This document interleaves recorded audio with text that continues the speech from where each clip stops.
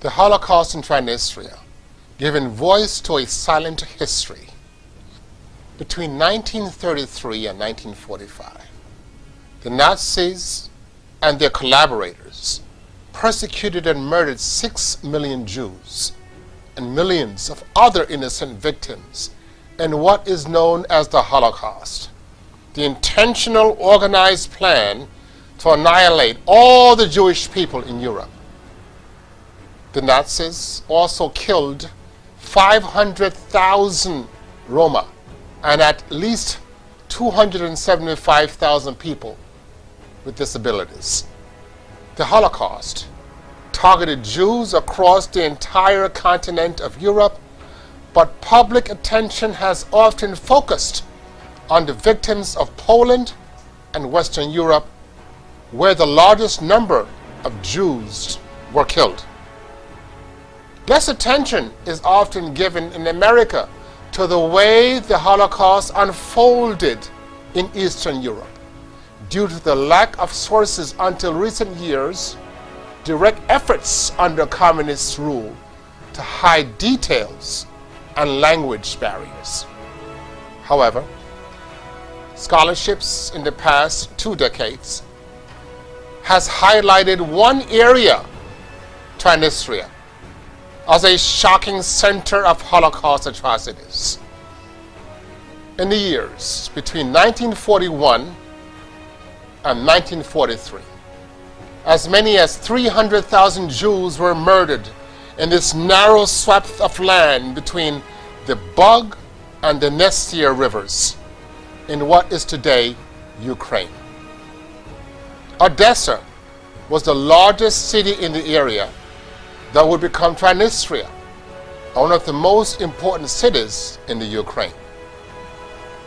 By the middle of the 19th century, Odessa had emerged as a dominant hub of Jewish culture, serving as a home to many of the most prominent Jewish nationalists, writers, and intellectuals. By 1939, 1/3 of the city's 600,000 residents were Jews, many of whom were involved in commercial enterprises related to the export of grain from what had become the largest port on the Black Sea. Altogether, 331,000 Jews had settled in Transnistria by 1939. In 1922, the area that would later be known as Transnistria was incorporated into the newly formed Ukrainian Socialist Soviet Republic. In the wake of Nazis, Germany's invasion of Poland's September of 1939, the neighboring country of Romania claimed neutrality, but in 1940 was forced to cede portions of its territory to the Soviet Union, Hungary, and Bulgaria.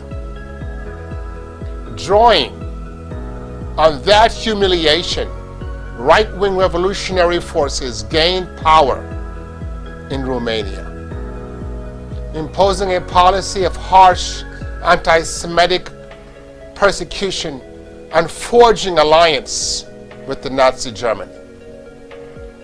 In June of 1941, Nazi Germany attacked the Soviet Union.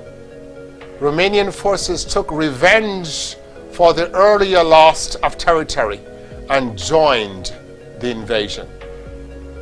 Romanian authorities also launched the Lassi program, a state-organized attack on the Jewish community of Lassi, the regional capital of the easternmost region in Romania. More than 13,000 Jews were killed, and thousands more were forced from their homes.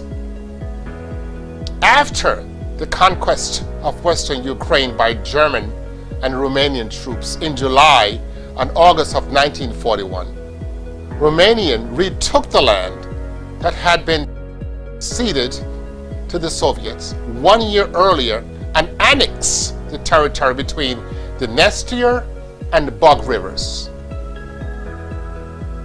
Romanian authorities established a military administration in this area, which they named Transnistria.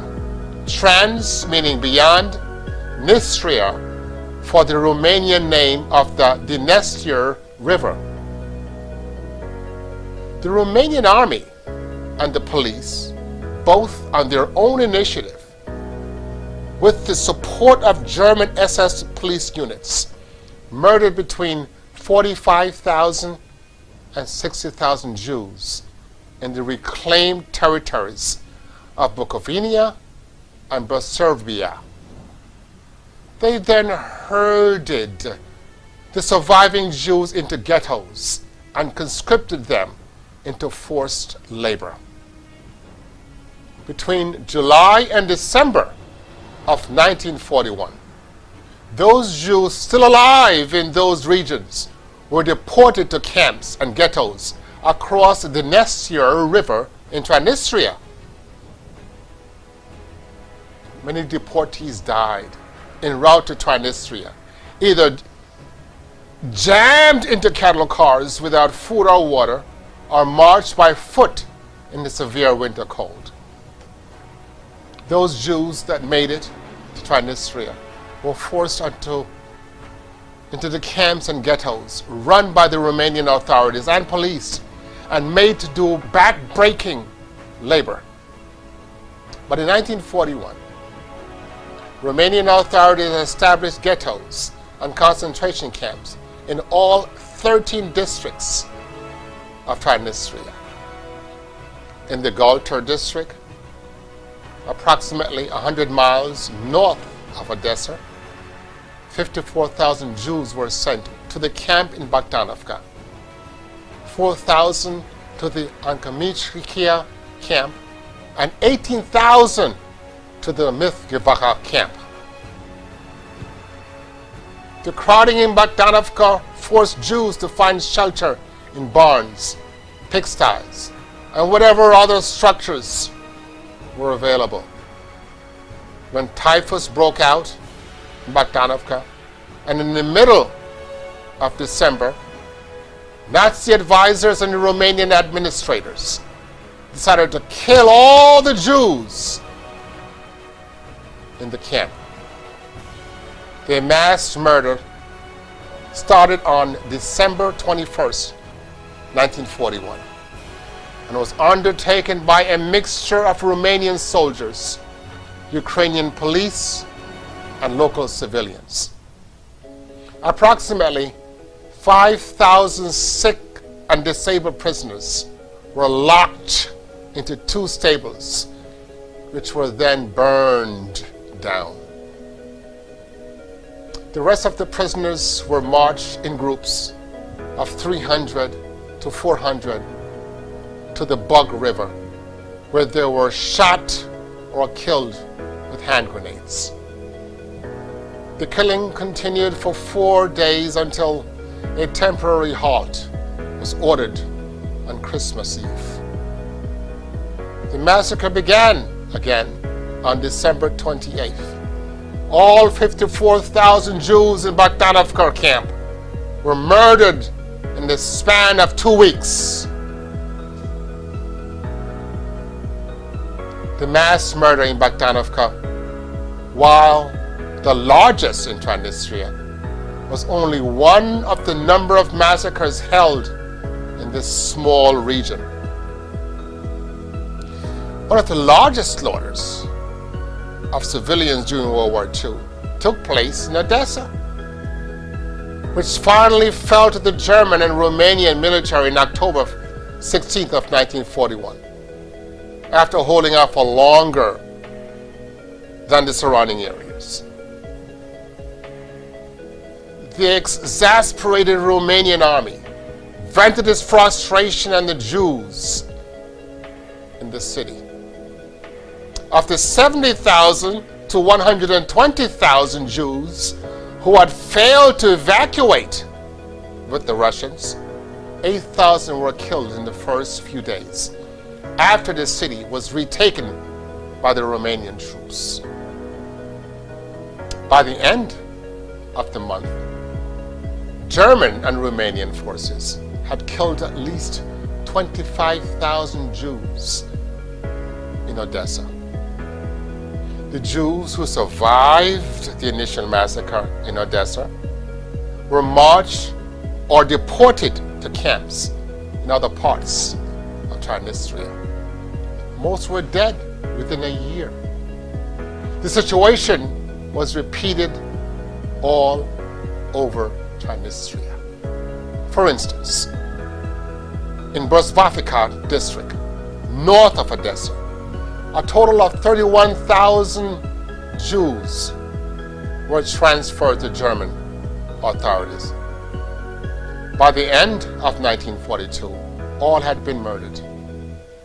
At least 154,000 Romanian Jews were forced across the Dniester River in 1941 and 1942 into Transnistria.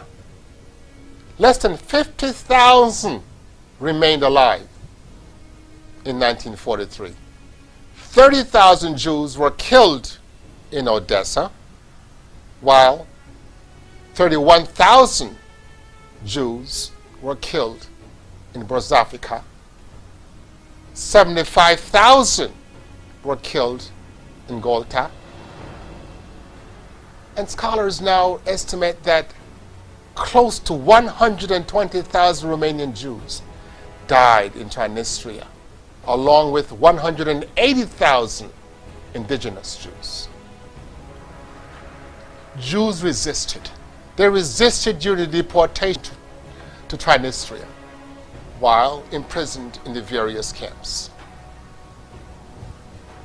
One of the largest efforts was led by a Jewish engineer, Siegfried Jagendorf, who in 1922 was appointed the director of operations for the Siemens circuit working in Bulgaria.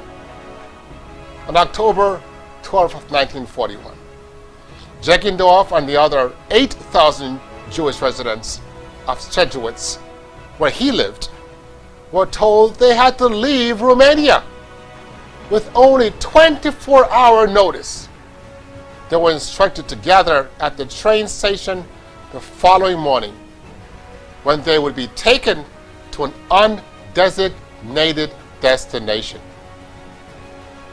The following day, Jagendorf and the other Jewish residents were packed into cattle cars, taken to the left bank of the Dniester River, and then forced onto ferries and brought to the city of Mogilev Podilsky in Transnistria, a city which had suffered during the early fighting between Nazis and the Soviet forces.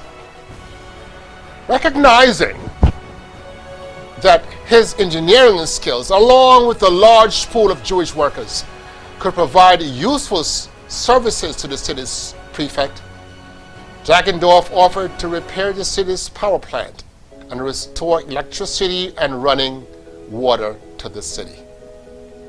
In return, he asked that he and the needed Jewish workers stay in Mogilev rather than be sent on to any of the concentration camps. Reluctantly, the prefect agreed, and Jagendorf created a list of 116 Jews who would do the work. Within a month, they had the power plant operating and had begun to work on various other projects, including repairing the factory that made farm equipment and machine parts, rebuilding offices and houses, and restoring the city's flour mill. In assigning Jewish workers to these projects, Jagendorf saved between 10,000 to 15,000 Jews from deportation to the concentration camp and almost certain death. Despite the willingness by the Romanian leaders, to deport Jews from the eastern regions to Transnistria, and their active involvement of the mass murder of over 200,000 Jews in 1941, Romanian leaders refused to cooperate with the Nazi calls for the deportation of the remaining Romanian Jews to Nazis' killing centers in 1941.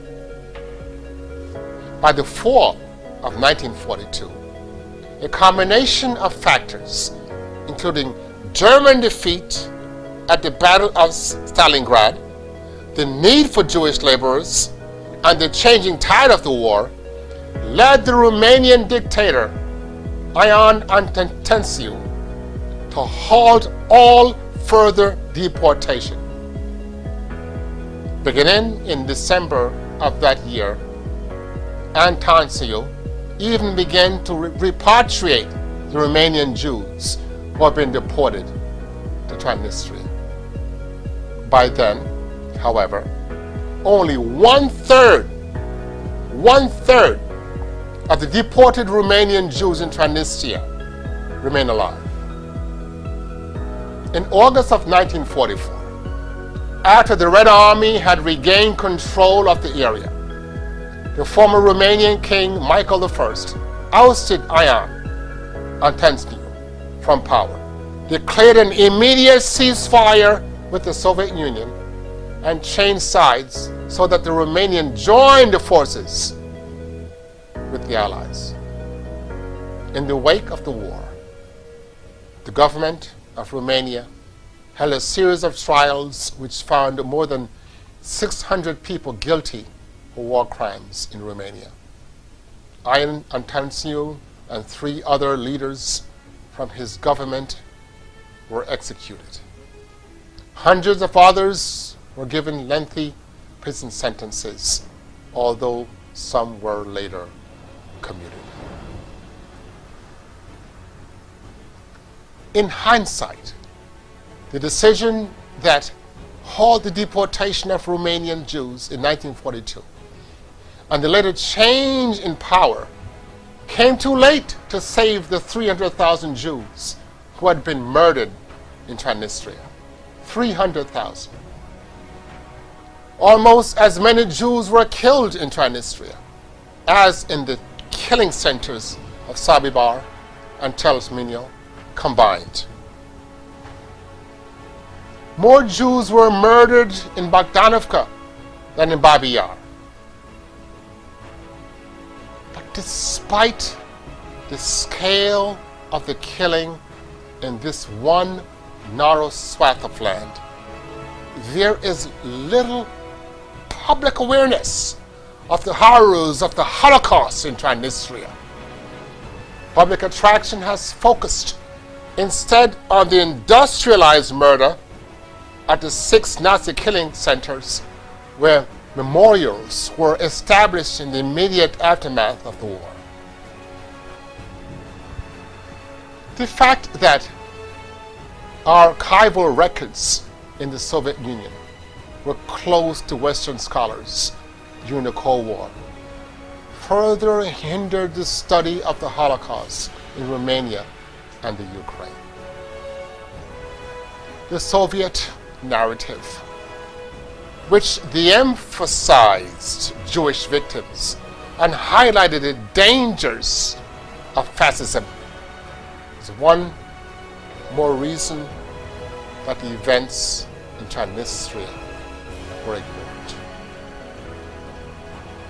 The most important reason, however, to explain why the history of the Holocaust in Transnistria has been overlooked was deliberate. It was a deliberate suppression of information about Romanian involvement, which remained the official policy into the post-communist era. Only in 2004, with the release of the final report from the International Commission on the Holocaust in Romania, headed by Holocaust survivor Elie Wiesel, did Romania acknowledge its role in the Holocaust.